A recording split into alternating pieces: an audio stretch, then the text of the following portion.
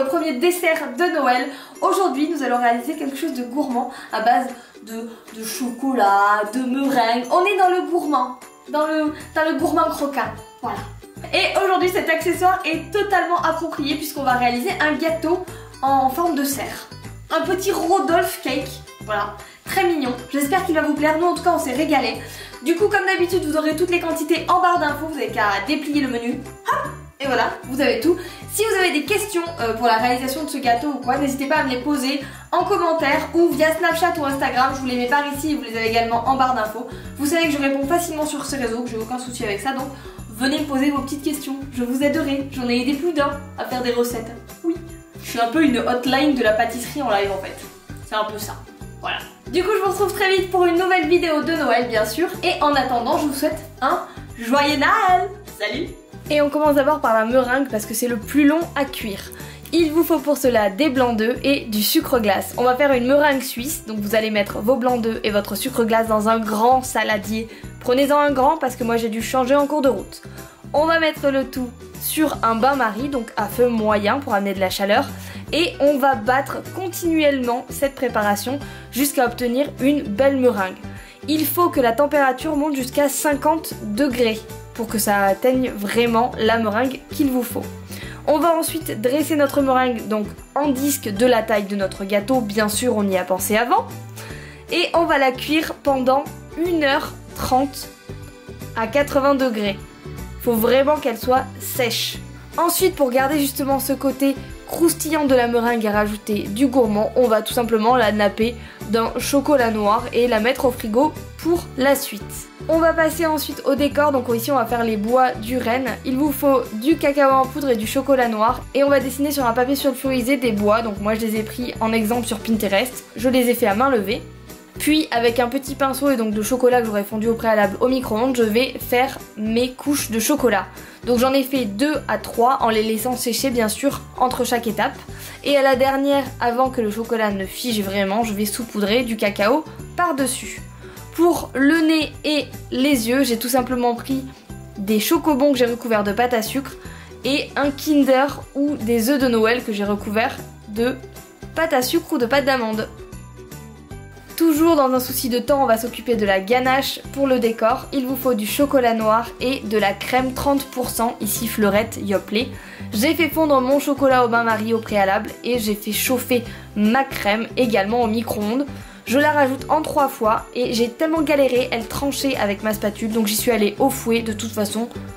Écoutez, comme ça, elle a réussi et elle était parfaite. Pour vraiment la peaufiner et qu'elle soit belle, je l'ai émulsionnée avec un mixeur plongeant. Une fois que ce sera fait, je vais pouvoir les mettre dans 2 poches à douille séparées dans lesquelles j'ai mis une douille étoile. Je l'écrase bien, je l'étale bien et je la mets au frigo pour qu'elle fige pendant un bon moment. Vous pouvez faire par exemple la ganache le matin pour l'utiliser le soir. On va passer maintenant à la génoise. Donc pour la génoise, vous avez déjà la recette dans le petit i. Et je vais tout simplement la pocher en cercle, donc bien sûr de la taille de mon gâteau, que j'aurais prévu à l'avance. Et je vais également la mettre sur un tapis en silicone puisqu'il va me servir pour les côtés. J'enfourne à 180 degrés pendant environ 20 minutes. On s'occupe maintenant de l'insert dulce, donc pareil pour le dulce de leche, je vous l'ai déjà fait, vous l'avez dans le petit i. Et je vais avoir besoin pour la suite d'éclats de daim, donc j'ai pris des daims que j'ai explosés dans un papier, hein, tout simplement, de feuilles de gélatine et du coup de mon dulce dont je vous parlais à l'instant. Je vais tout simplement mettre dans une casserole mon dulce de leche pour le faire tiédir et rajouter ma gélatine que j'ai préalablement réhydratée dans un verre d'eau froide. Je mets ensuite cette préparation dans une poche à douille et je la réserve de côté. On s'attaque maintenant à la mousse au chocolat au lait. Pour cela, il va nous falloir de la gélatine en feuilles, des œufs, donc jaunes et des œufs entiers, du chocolat au lait, ici du cacao barry, de la crème Fleurette 30%, du sucre et de l'eau. On va d'abord réaliser un sirop donc avec notre sucre et notre eau et on va porter ce sirop à 118 degrés. Pendant ce temps-là, je mélange mes jaunes et mes œufs entiers et je les bats vraiment fort avec un batteur jusqu'à obtenir une consistance très mousseuse. Je rajoute ensuite mon sirop donc qui sera arrivé à 118 degrés et je continue de fouetter cette préparation. Ici on fait tout simplement ce qu'on appelle une pâte à bombe. Je mélange, je mélange, je mélange jusqu'à ce que ma préparation refroidisse et blanchisse. Je vais faire fondre au micro-ondes ma gélatine et je vais ensuite l'incorporer à ma pâte à bombe. Donc on y va doucement pour pas faire trop retomber le mélange. Pendant ce temps-là, je vais monter ma crème presque en chantilly. Juste avant, il faut qu'elle soit un peu plus mousseuse. J'ai fait fondre mon chocolat au micro-ondes et je vais rajouter une première partie de ma chantilly pour en fait un peu détendre le tout et qu'après je puisse vraiment avoir une mousse légère et uniforme. Une fois que j'ai donc cette première préparation un peu plus détendue, je vais pouvoir ajouter entièrement tout le reste de ma crème fouettée. Je rajoute également ma pâte à bombe et on va incorporer les préparations entre elles délicatement pour ne pas faire retomber. On va maintenant passer au dressage, donc j'ai pris mon cercle et j'ai mis du rhodoïde autour. Je vais ensuite placer d'abord mes bandeaux de génoise que j'ai coupés à taille et je retaille pour faire mes deux bouts parce que j'en avais pas assez pour faire un cercle en entier. Je mets au milieu ensuite ma génoise et vous avez vu qu'en dessous j'ai mis un petit peu de ganache pour que mon gâteau ne glisse pas sur mon disque, sinon c'est la galère. Je rajoute ensuite mon cercle de meringue chocolatée. Je mets une première partie de ma mousse. Je rajoute ensuite mon dulce de leche qui a refroidi. Je mets mes éclats de daim, vous pouvez les avoir mis avant dedans si vous préférez. Et je rajoute ensuite le reste de ma crème. Je vais lisser le tout et mettre déjà ça au frigo pendant au moins 2 heures. Une fois que c'est fait, je peux démouler et je vais pouvoir déjà commencer un peu le décor.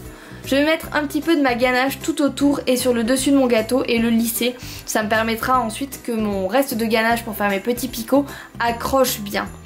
Entre les deux étapes, donc celle-ci où je lisse entièrement mon gâteau et le pochage, je vais mettre 1 heure à peu près, une demi-heure, 1 heure mon gâteau au frais.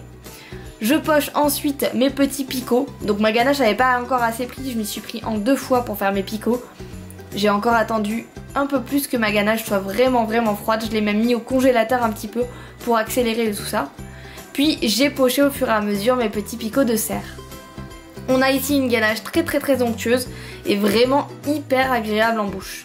J'ai rajouté donc mes yeux et mon petit nez et je vais ensuite tailler 2 petites encoches dans mon gâteau pour rajouter les bois de mon cerf. Et voilà, le gâteau est terminé, je le trouve très mignon, vraiment très drôle et en plus il est vraiment bon et là on est sur des goûts de Noël, de la gourmandise avec un petit peu de croquant, tout ce qu'il faut pour bien se régaler. J'espère que cette recette vous a plu, si vous la refaites n'hésitez pas à me la snapper ou m'envoyer un petit Instagram.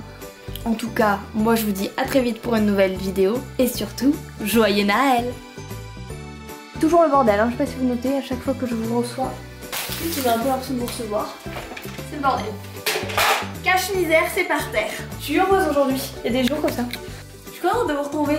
C'est très bizarre, ça faisait longtemps que j'avais pas filmé, je suis contente. C'est pas vraiment une bûche comme vous allez pouvoir le voir. J'ai eu du... j'ai un ralentissement dans ma tête. Bonjour à tous et bienvenue sur la chaîne Notre Brushing et Cuisine. Aujourd'hui, j'ai du savon dans la bouche apparemment. Et aujourd'hui j'ai des... Et aujourd'hui j'ai des... J'ai des sadai dans les ailes. Je suis en foutre partout, est-ce que vous le sentez? Moi oui. Ah, un peu partout. Ah, j'arrive pas à faire ma ganache, bordel, sérieusement. Mais il est au fouet. Les gars, faut pas faire ça, mais moi ça me saoule là.